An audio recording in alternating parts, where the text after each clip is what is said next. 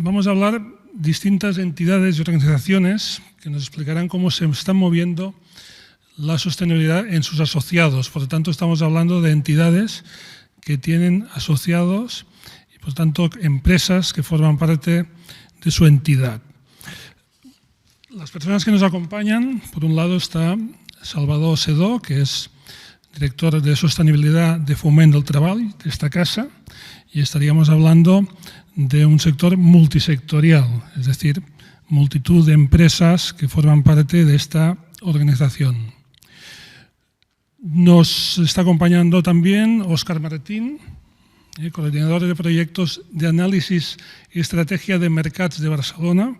Por lo tanto, estaríamos hablando de una entidad que agrupa los mercados y a la vez los mercados agrupan, ¿no?, a las tiendas y a las personas, los comerciantes. Y finalmente nos acompaña también José María Gómez, que es del director del área de turismo sostenible y accesible de Turismo de Barcelona, y por tanto estaríamos hablando de un sector como es el sector turístico, que abarca muchos tipos de operadores. Vamos a empezar dándoles un tiempo aproximado de 7 minutos para que hagan su primera presentación y luego haremos un poco de debate nosotros y también con las preguntas que queráis añadir. ¿Empiezas tú? ¿Empiezo yo? Pues venga.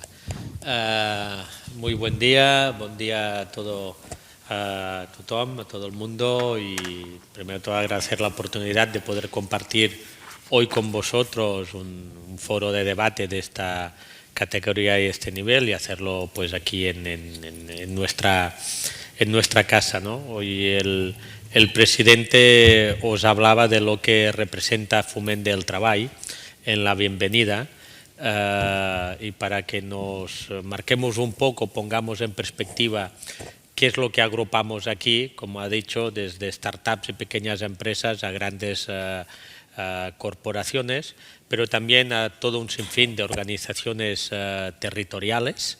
De hecho, somos una federación, una confederación de organizaciones empresariales, y todo lo que puede ser las organizaciones sectoriales o los gremios, desde la Federación Química a los fabricantes de cemento que están por aquí representados también, al gremio de hoteles, al sector textil, a todo tipo de organizaciones sectoriales que se agrupan en marco de esta patronal, ¿no?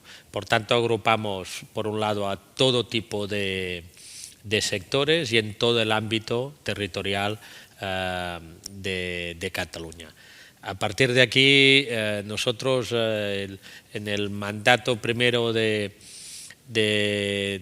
Sánchez Llibre, él ya quiso constituir una comisión. Nosotros tenemos un modelo de trabajo que es a través de una estructura ejecutiva de la que yo formo parte, y luego tenemos las comisiones asesoras, que son la manera donde las empresas y nuestros asociados pueden participar en el desarrollo de políticas comunes, de análisis, de intercambio de información, etc. Y establecimos la Comisión de Agenda 2030, que conjuntamente con la Comisión de Desarrollo Sostenible y de mi departamento, que como digo, soy director no de sostenibilidad, sino un apunte que siempre quiero hacer de desarrollo sostenible, ¿no?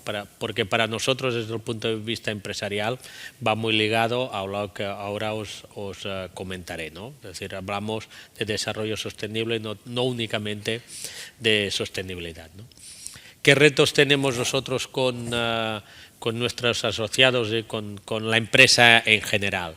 Uno es dar a conocer o dar información y capacitación de todas estas políticas en pro y en defensa de la sostenibilidad, de qué manera pueden ir aplicando los criterios de la Agenda 2030 y los 17 Objetivos de Desarrollo Sostenible.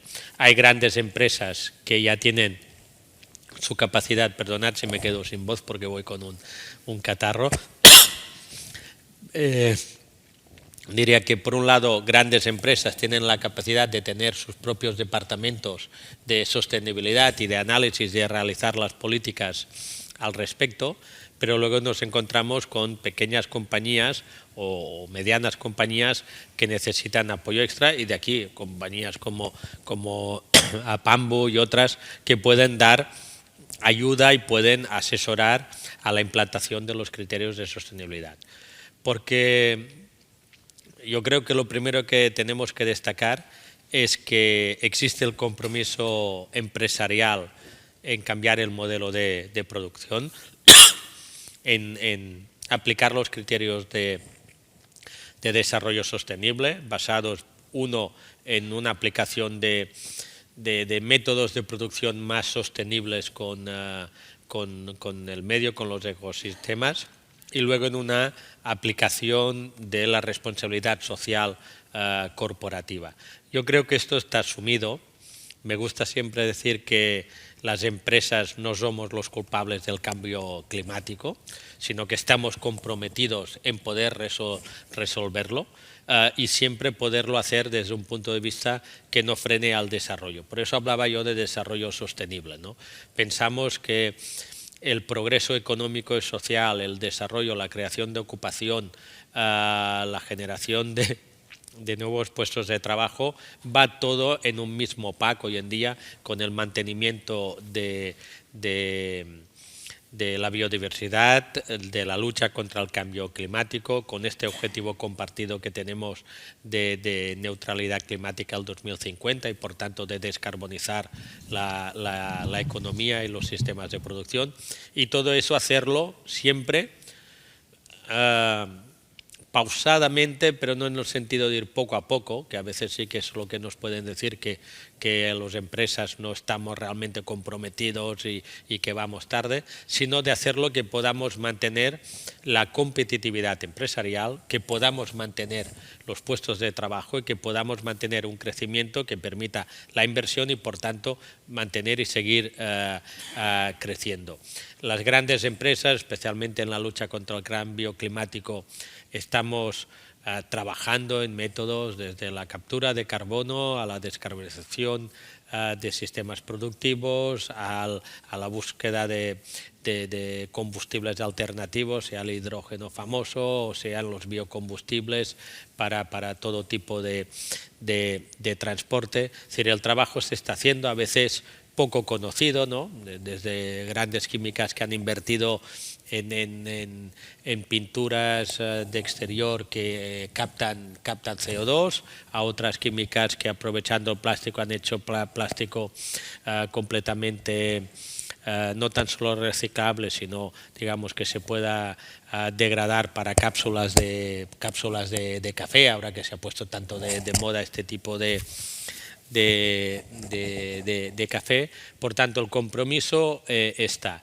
Nuestra misión, uno, es poder ayudarles a nivel legislativo y a nivel informativo a poder desarrollar toda esta voluntad, especialmente a las medianas empresas, que con la colaboración de las grandes, que, como decía, tienen todo este sistema propio de control, de aplicación de criterios de sostenibilidad y de responsabilidad social corporativa, podamos ampliarlo a toda esta red, que, como decíamos antes al inicio, podemos hablar de 250.000 empresas, a que todo el mundo tenga la capacidad, en su ámbito de actuación o a su nivel, poder aplicar los criterios ODS, ¿no? Una de las preguntas primero que nos encontramos cuando alguien te llama aquí, lo primero es ¿qué es esto de los colorcitos?, ¿no? Cuando entramos ya más detalle y a explicar, una de las primeras preguntas es si esto de los ODS lo tienen que aplicar los 17.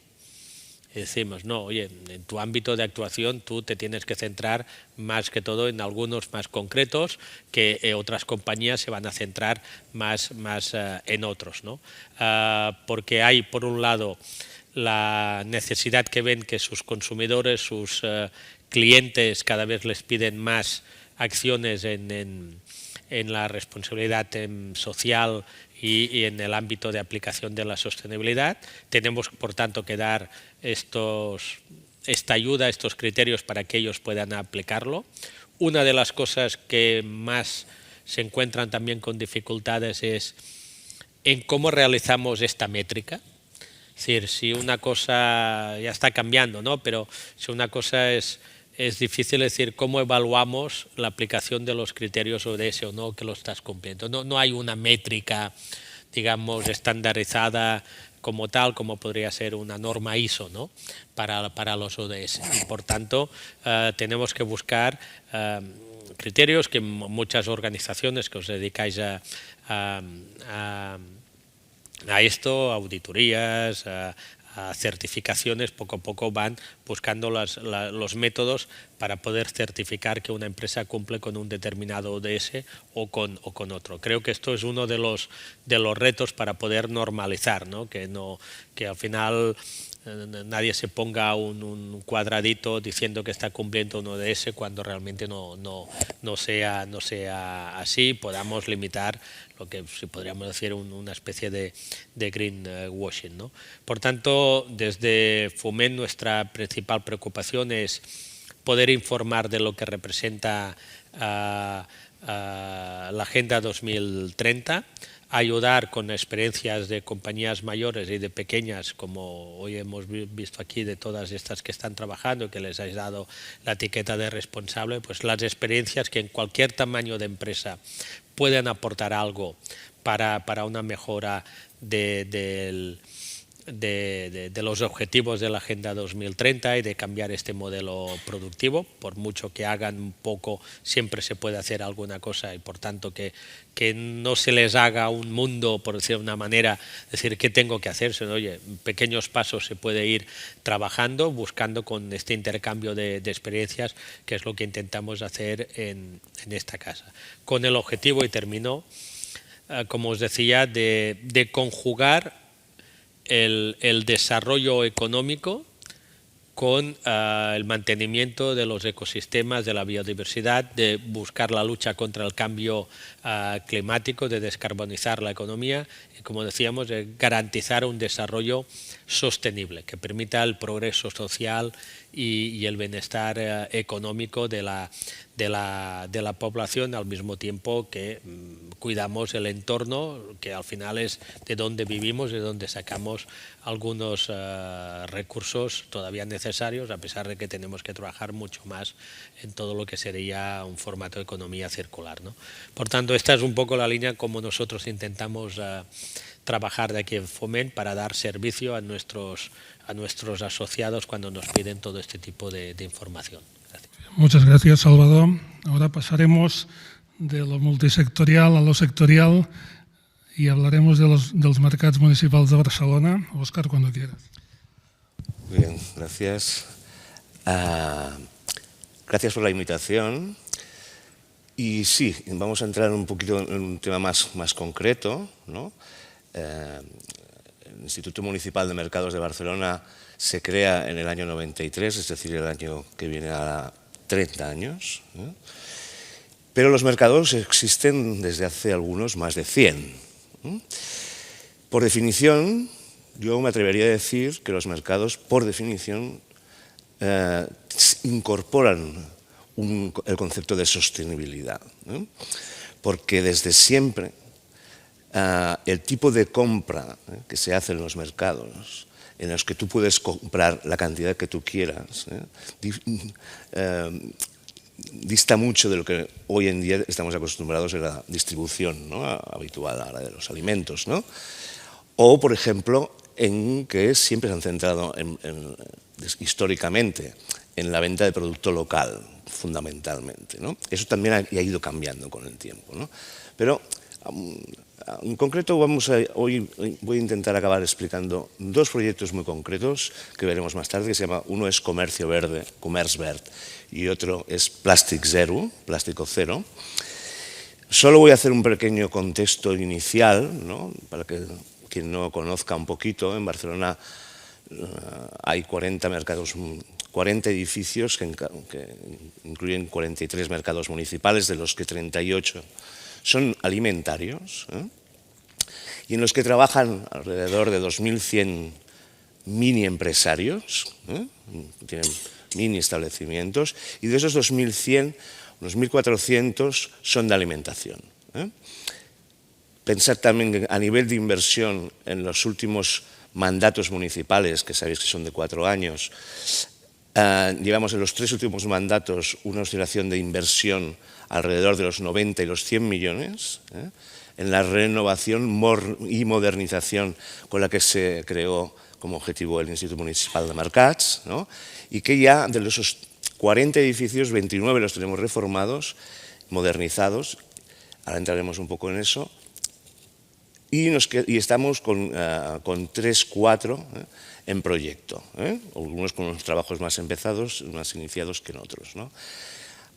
Hay muchas inversiones de gran calado, pero siempre también a la vez, que son grandes transformaciones, pero siempre a la vez también hay un plan cada vez más importante que no es solo el de la gran inversión, sino el de ir incidiendo en aquello que, como decía antes, los mercados siempre han hecho históricamente, pero que ahora la normativa, las regulaciones, nos obligan a verla desde otra óptica e intentar medir cómo estamos actuando, ¿no? Y entonces en este cuadro, por ejemplo, se ve que en el 2020, en actuaciones puramente de sostenibilidad, había unos 400 y pico mil millones, que son casi 1 millón en el 2021, ¿no?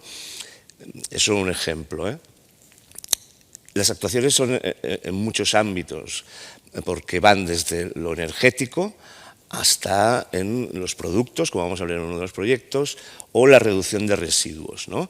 Y, por ejemplo, en los residuos, como se puede ver en el cuadro, en global, tanto lo que se llama el resto, que no es selectivo, que no se selecciona, pero incluyendo a lo que selecciona, todo ello ha ido disminuyendo los residuos en general, de forma global, cuando la superficie comercial se ha mantenido básicamente, no ha disminuido, ¿de acuerdo?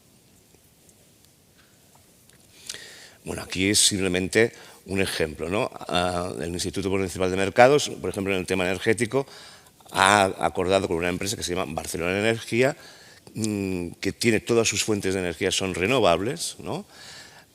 Todo el consumo de energía que hace todos los edificios del Instituto Municipal de Mercados, todos los mercados, están contratados a esta empresa, ¿no? Y ya ahora estamos en el siguiente paso, que es que estos 2.100, ¿no? Pequeños operadores puedan también adherirse a funcionar con Barcelona Energía. Otro ejemplo, las luces LED. Pero fijaros que ya desde el 2014 se están haciendo actuaciones de implantación de la tecnología LED y ahora ya hay 24 mercados que tienen este tipo de iluminación, ¿no? Con la que está cayendo a nivel energético en los últimos tiempos, pues los comerciantes valoran mucho esa disminución de coste, que aún así no mitiga todo el aumento de coste que está habiendo, ni mucho menos, O, por ejemplo, el tema de utilización de placas fotovoltaicas, pero no solo placas, sino, por ejemplo, en el mercado de San Antonio, que es un gran mercado ahora, la geotermia o el uso de aguas freáticas, sobre todo para los servicios públicos o la limpieza, ¿no? Donde en algunos mercados se utiliza mucha agua en la limpieza. Y otro aspecto, ¿no? El malbaratamiento, ¿no? Es más fácil dejar de malbaratar, ahora me sale en castellano, desperdiciar alimentos. Es más fácil hacerlo con una compra en los mercados, donde, como he dicho antes, escoges bien qué quieres comprar. No tienes que quedarte una cantidad de producto que a lo mejor no encaja con tu necesidad concreta, ¿no? Y que a lo mejor acabas tirando un tomate porque has tenido que comprar 6 de golpe y tú vives solo. Y con 3 tomates a lo mejor harías suficiente. De todas formas, trabajamos con entidades como los Espigulados, que son una entidad que hace mucho tiempo que trabaja en este tema, o con iniciativas más europeas que vienen del norte de África, como el Too Good To Go, ¿no? Que no entran en el detalle, pero que intenta decir que hay mucha cosa que el vendedor tiraría y lo que hace es ofrecerle un mejor precio al cliente final para no tener que tirarlo, precisamente. Entramos en los dos, me quedan pocos minutos, pero voy a intentar entrar en 2 proyectos que tenemos en marcha. Commerzbank lo único que quiere hacer es poner en valor lo que ya he explicado que hacen los mercados, producto local, producto de proximidad, pero ahora también producto ecológico o pescado de lonja. Y se basa en todo unos objetivos, ¿no?, del Pacto de la Alimentación de Milán, que se firmó hace unos años y en el que se aboga por una alimentación más sostenible.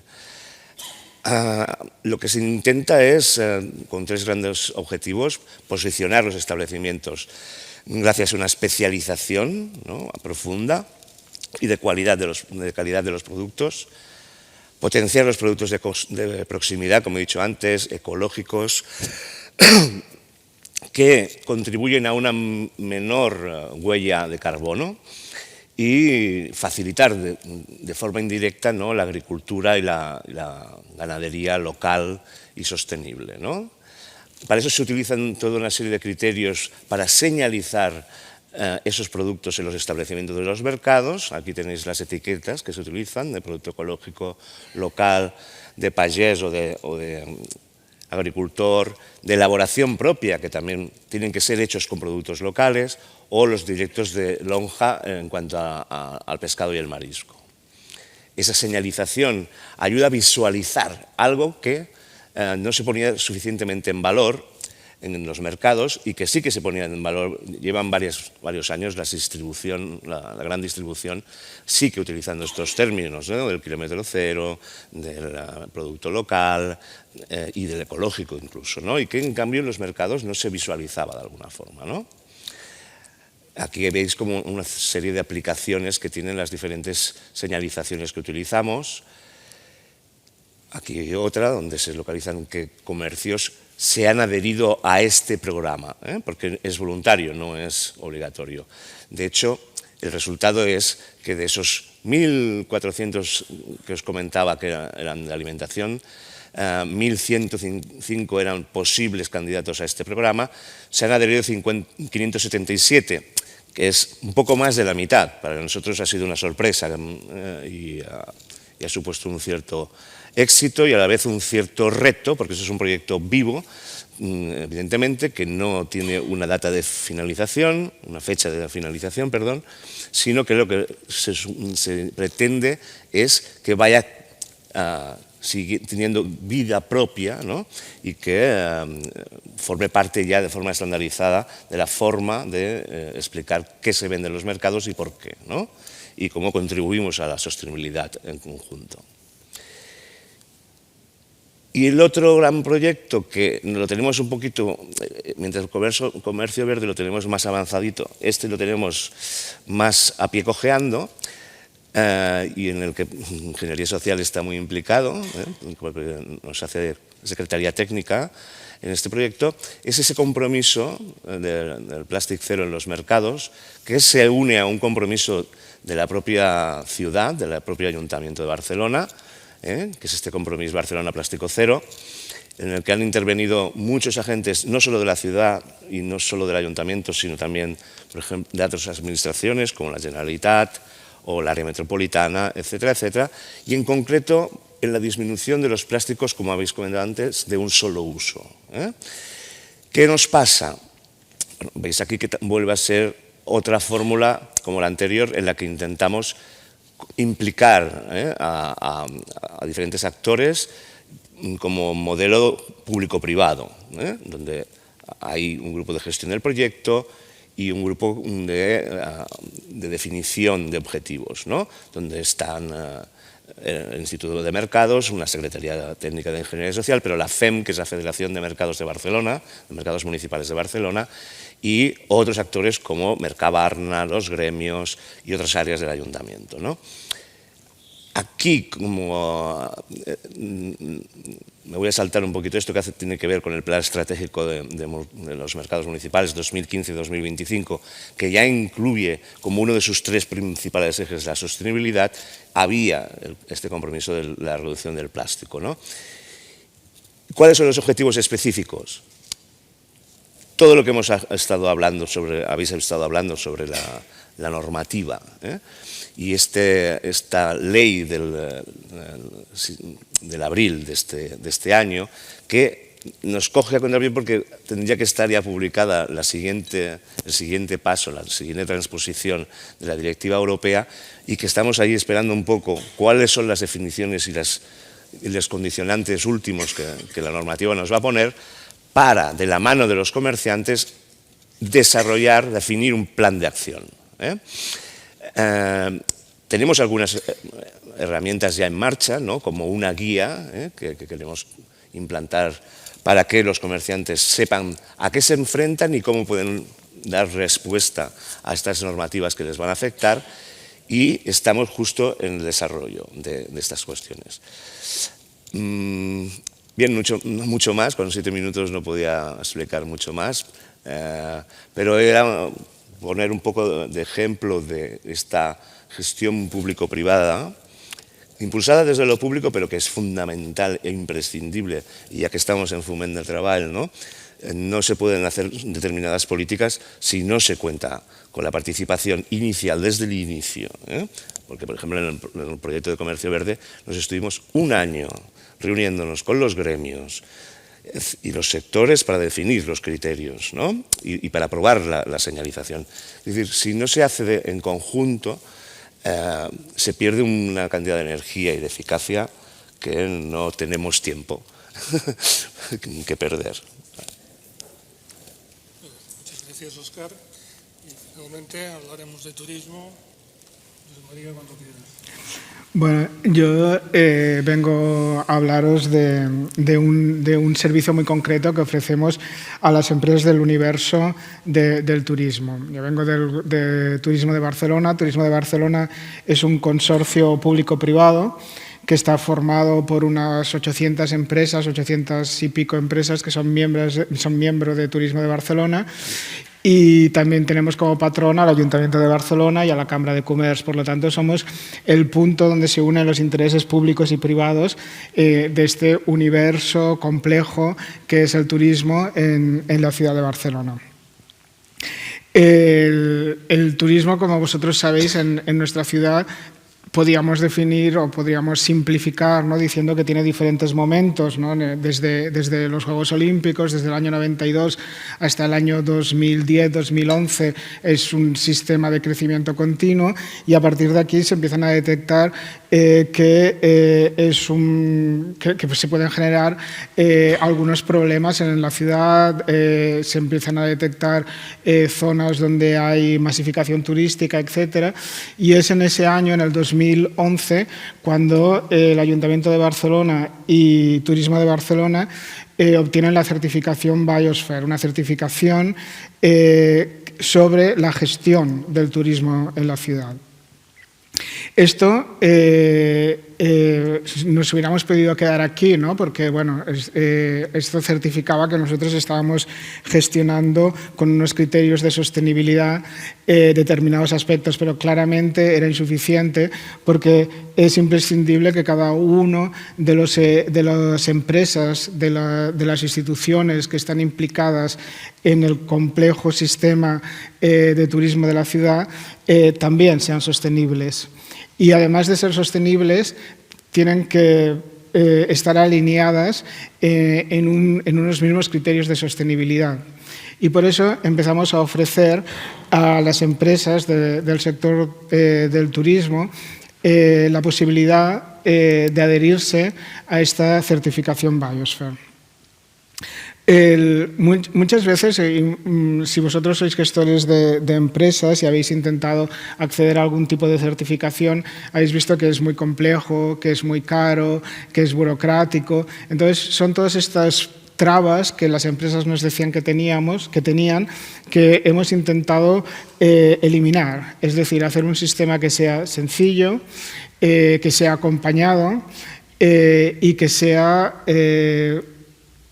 no iba a decir gratis, no es gratis, es gratuito para las empresas porque está financiado a través de la tasa turística. Por lo tanto, si vuestra empresa se quiere adherir en esta certificación Biosphere, no va a tener ningún coste para la empresa. No va a tener ningún coste ni el primer año, ni el segundo, ni el tercero, ni el cuarto, porque la tasa turística os asegura que podréis mantener esta certificación sin coste adicional.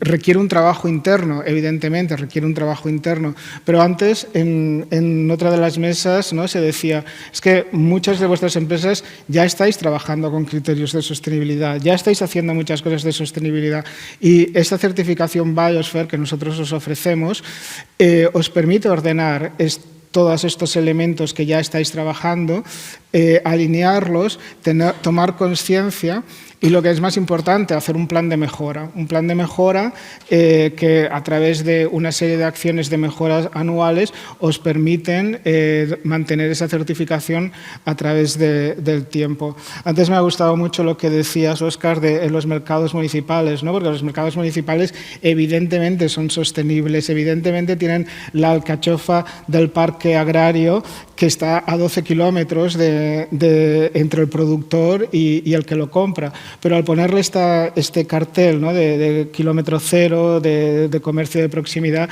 lo estás indicando, lo estás comunicando. Y eso es muy necesario que nuestras empresas, además de ser sostenibles, además de tener prácticas de sostenibilidad, seamos capaces de comunicarlo.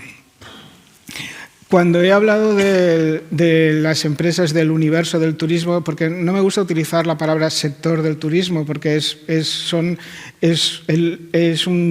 elemento, un sector, un universo, un sistema que no tiene unas fronteras muy claras.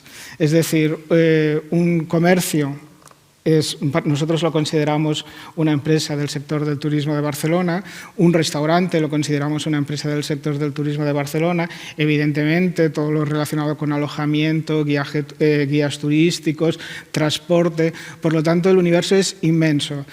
Cuando nosotros aplicamos esta certificación Biosphere tenemos 22 manuales para adaptarnos a las diferentes empresas y a las diferentes categorías y tipologías de las empresas.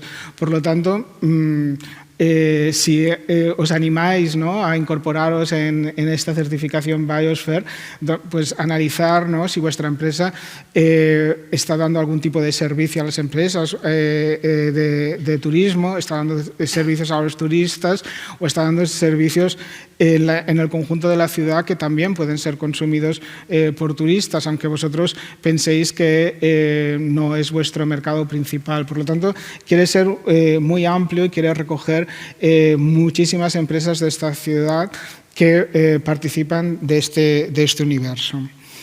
Y las ventajas principales que vais a obtener, básicamente, además de tener este sello, además de tener esta certificación, además de tener este reconocimiento internacional, es que entráis en un universo donde también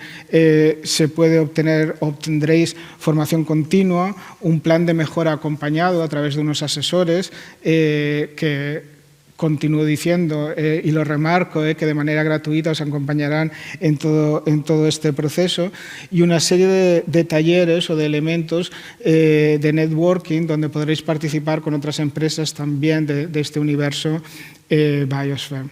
Por lo tanto, es un servicio que muchos destinos o muchos destinos turísticos se plantean como un elemento de llegada, y nosotros aquí en Barcelona es un elemento que tenemos incorporado y que tenemos incorporado desde hace una serie de años, y por lo tanto os animo a que participéis de estas empresas Biosphere. Es muy fácil entrar en este proceso. Podéis visitar la página turismasostenible.barcelona, turisma en catalán, turismasostenible todo junto.barcelona, o llamar al consorcio de turismo y preguntar por Biosphere y os atenderemos con muchas ganas y os explicaremos todas las dudas que podáis tener sobre cómo entrar en la certificación y cuáles son sus ventajas. Muchas gracias. Tenemos todavía unos minutos para hacer algunas preguntas o un poco de debate. Yo, un poco con la mesa de antes, ¿no?, que se ha planteado toda esta normativa, que la que existe más la que se va a añadir, más que será de obligado cumplimiento, ¿no? Como decíais, en cascada, al final, pues para las pequeñas empresas también, ¿no? Y claro, yo estaba pensando en la dificultad, ¿no?, de las pequeñas empresas para tener estructuras y medios suficientes, ¿no? Justamente, no sé, si habéis pensado que a través de las estructuras, pues en este caso, pues multisectoriales o más subsectoriales, entiendo que el sello que tenéis es voluntario, ¿no? Ahora estaría pensando más en lo que son obligaciones, ¿no? ¿Creéis que se puede hacer algún planteamiento para que se pueda conseguir que las empresas más pequeñas puedan tener estos servicios, ¿no?, y cumplir estas normativas, ¿no?, y quizá las entidades de segundo grado, no sé, podéis jugar un papel en este sentido?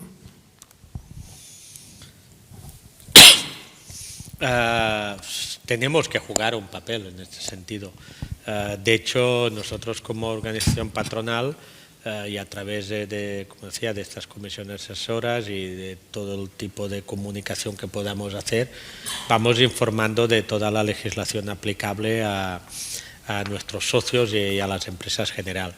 Yo creo que el que es importante, y especialmente porque la adaptación a alguna normativa por parte de las empresas puede ser muy, especialmente de pequeñas empresas, puede ser muy complicado, que es importante lo que antes se hablaba aquí de la colaboración público-privada, ¿no?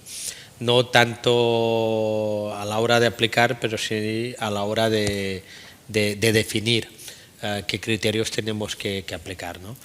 Nosotros nos encontramos, por ejemplo, ahora, y es uno de los caballos de batalla que tenemos con la Ley de Residuos de Cataluña, que se quiere aplicar, pues aprovechando ya que hay Ley de Residuos española, y nos encontramos con dificultades porque aquí se quiere avanzar, pues tener una responsabilidad ampliada del productor mucho más mayor que lo que marca la legislación europea y española, ¿no? Y a veces nos planteamos si estamos preparados para poder efectuar todos estos cambios, ¿no?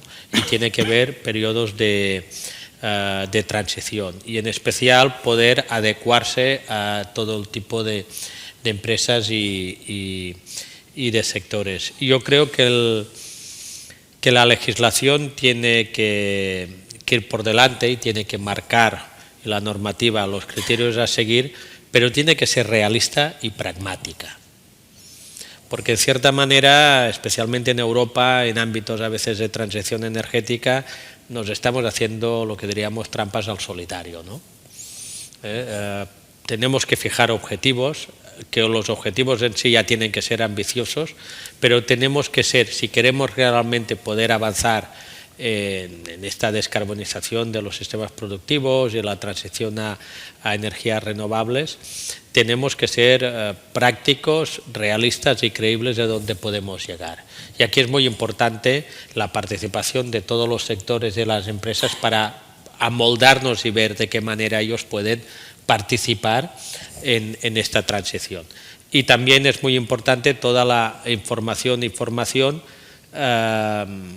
de la sociedad en general, porque a veces estamos cargando toda la responsabilidad a los productores, a nivel de productos, por ejemplo, y tenemos que ver la responsabilidad propia de la sociedad, del consumidor, del usuario. Es decir, por llevarlo a extremos, es decir, una empresa tiene que ser responsable del mal uso que haga de un recipiente el usuario, el consumidor, porque no lo recicla o no hace el uso cuando ya o lo usado no hace el reciclaje, por ejemplo. Y aquí creo que falta todavía más pedagogía y más realismo de las administraciones de cara a la sostenibilidad, y hace falta un poco este realismo. La sociedad está comprometida con la lucha contra el cambio climático, pero a veces lo es desde un punto de vista muy genérico, y que cuando bajamos a lo práctico esto desaparece un poco, por comodidad, por lo que sea. Por tanto, creo que es muy importante que cuando hagamos legislación y hagamos normativa sea en base a un análisis compartido entre empresas, entre productores y entre ciudadanía, y sobre todo que lo hagamos con los criterios de que podamos cumplir todo eso que nos planifiquemos. Planificar mucho, ser muy ambiciosos, pero luego vemos que ya no cumplimos, y lo estamos viendo en muchas normativas, desgraciadamente, pues no tiene efecto, porque tiene un coste sobre las empresas, sobre los productores, sobre la generación de puestos de trabajo, que luego no se ve en la realidad de cumplimiento de estas normativas, a veces demasiado ambiciosas para lo que creo que tendrían que ser, ¿no? A ver, hay un punto absolutamente de acuerdo, ¿no? Es decir, en el caso del papel que tenemos que cumplir determinadas organizaciones, ¿no? Tanto sean organizaciones de ámbito más privado como más público, ¿no? Hay que trabajar de forma conjunta y también, muy de acuerdo, realista, ¿eh? Nos están, con el ánimo de, como antes, de ser concreto, a entrar en un ejemplo concreto, ¿no? Sobre el tema este de la reducción de plásticos de un solo uso, ¿no? Estamos ahora en medio del proceso y nos encontramos con que aún no se concretan algunas normativas, porque parece ser que, como tú dices, se quiere ir más allá de lo que incluso la propia Unión Europea y muchos países europeos tienen regulado, por un lado en residuos, pero también en el uso de los plásticos, ¿no? Y entonces, por otro lado, te das cuenta de que hay iniciativas, y hay un buen amigo que está aquí, me pasó un TikTok de que se hace en Noruega con los envases de plástico en los supermercados, que los meten en las botellas de plástico y las latas en una máquina, está todo automatizado, y les devuelven un dinerito, ¿no? Un poco de dinero a cambio de eso, ¿eh? Eso incentiva el uso, el reciclaje de los plásticos, ¿no? Pero por el otro tenemos un piloto, por otro lado, la sociedad a veces avanza más, ¿no?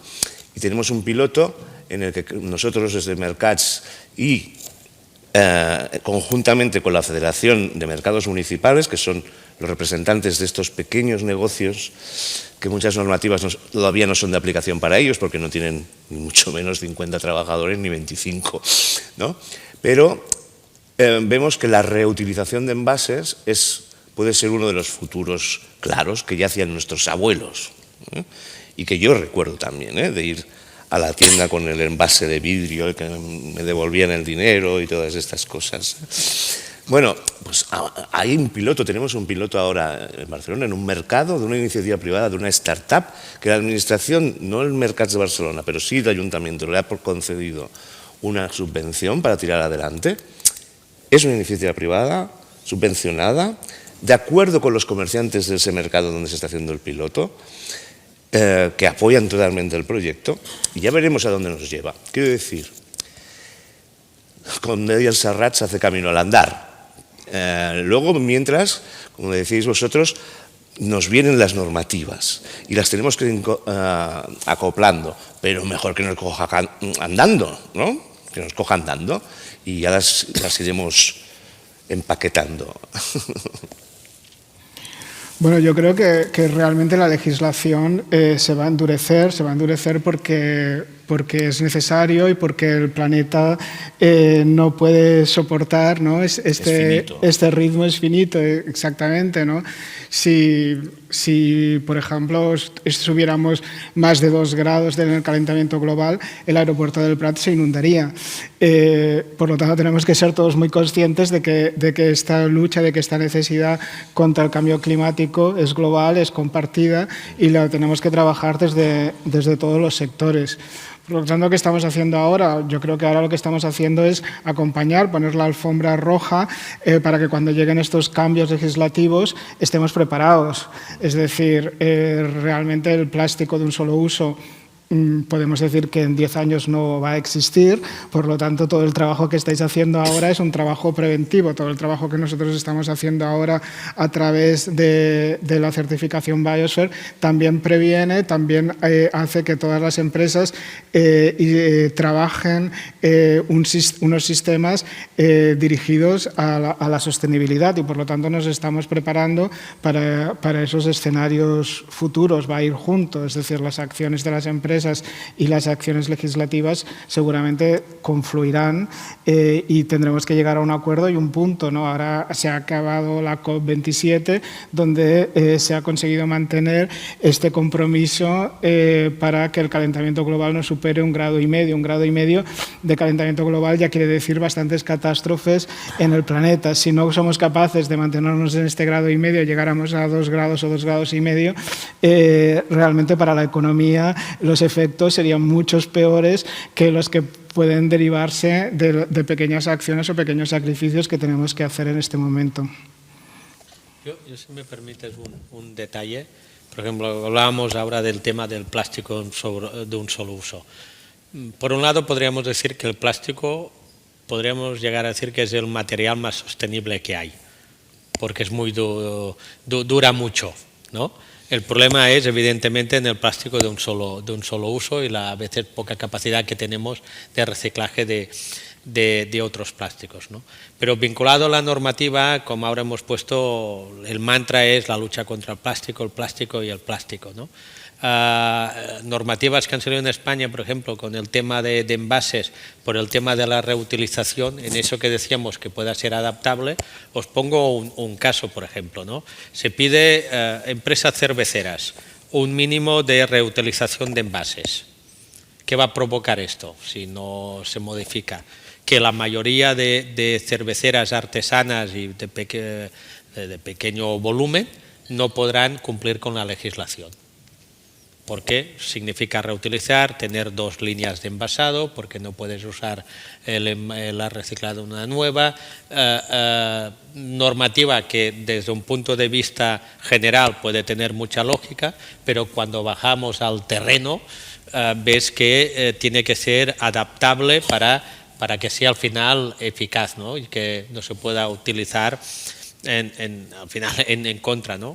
En el tema del envasado de plástico de productos alimentarios, y a pesar, y nos cuentan nuestros asociados de grandes distribuidoras, la dificultad de poder contar con plástico que contemple reciclado, que mantenga los niveles básicos que Sanidad pide para el tratamiento de productos frescos.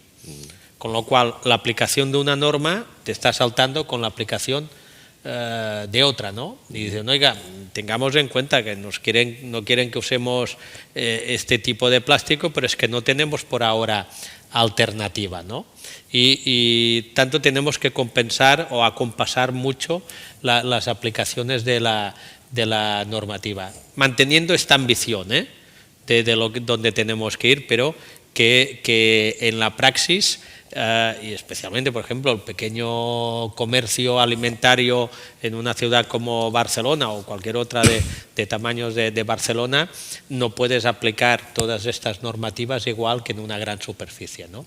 Y luego hablamos de economía de proximidad, de agricultura de proximidad, pero nos encontramos con esta dicotomía que tenemos que marcar la ambición, pero tenemos que ser muy realistas en la aplicación y sobre todo compensar, o pausar, decir, oye, vamos a este objetivo, pero seamos realistas de los timings en que podemos ir cumpliendo, ¿no? Porque si no, creo que fracasaremos en el objetivo global, ¿no? Y cuando vemos las estadísticas y los análisis de reciclaje, dices, oye, estamos muy mal porque igual hemos marcado unos objetivos que eran inalcanzables, ¿no? Y esto que no nos lleve ya no al desencanto, ¿no? Sino nos lleve a una visión de decir, oye, esto no está funcionando, ¿no? Y por tanto abandonemos, ¿no? No trata de abandonar, sino de ir marcando fitas, no me sale la palabra ahora en castellano, ¿no? Hitos que podamos ir cumpliendo a un nivel aceptable. Muy bien, no sé si hay alguna pregunta en la sala. Sí. Como usuaria, hemos pasado del plástico a una bandeja de poliespan, a una cajita de plástico. O sea, es igualmente plástico. A mí me gustaría conocer alguna guía que dijera: el poliespan no lo congeles, no es bueno, o estas cajitas no las congeles. ¿Se entiende mi pregunta? Porque ante el desconocimiento te lo preparo para congelar, pero ¿eso qué quiere decir? ¿Que puedes llegar a tu casa, usar eso mismo para congelar o no? Coger tus propios moldes. Y hasta cierta manera veo que es mucho más despilfarro tener tantas bandejitas de poliespan que no tener aquellas bolsas o aquel papel de cera, o etcétera, etcétera. Gracias. No es sencillo porque es multivariable y porque efectivamente la concreción de la norma sobre qué envases o no utilizar está ahora mismo justo a punto de salir, ¿no? Pero para que tengas una idea, es decir, el sentido común a veces es el menos común de los sentidos y es el que nos puede llevar más, ¿no? Es decir, por ejemplo, el poliespan, Mercabarna, que es el mayorista de mercado fresco que tenemos en Barcelona, con todos los inconvenientes que tiene, ya hace tiempo que está con un proyecto que ahora ya por fin lo tiene consensuado con los mayoristas de pescado, de eliminar el poliespan una vez por todas ya. Y no va a ser fácil, porque claro, a lo mejor como aquí la cadena es muy larga a veces, ¿no? Porque viene viene pescado que viene en barcos muy grandes desde Sudamérica, ¿no? Y luego hay el pescado que viene de aquí y tal, pero por lo menos en el tratamiento que luego, a partir de que llega aquí, los mayoristas se van a hacer con ese pescado para llevarlo después al minorista y que él vuelva con esos envases de plástico duro, pero que va a haber una cadena de limpieza de esos envases de plástico duro del pescado, ¿no?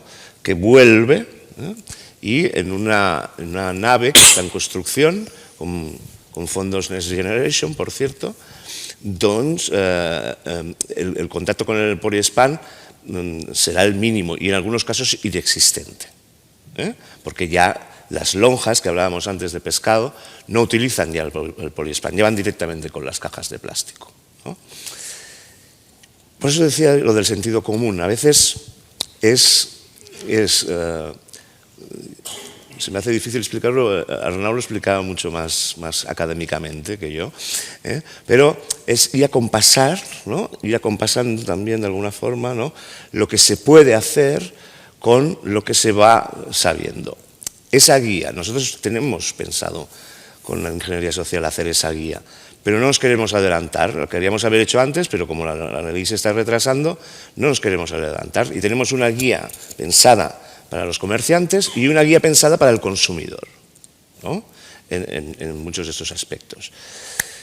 Que nos pille trabajando, en todo caso. ¿Alguna pregunta más? Bueno, pues si os parece, lo dejamos aquí. En todo caso, lo que parece claro es que en este camino las entidades intermedias, ¿no? Tanto las públicas como privadas, tenéis un papel fundamental. Muchas gracias.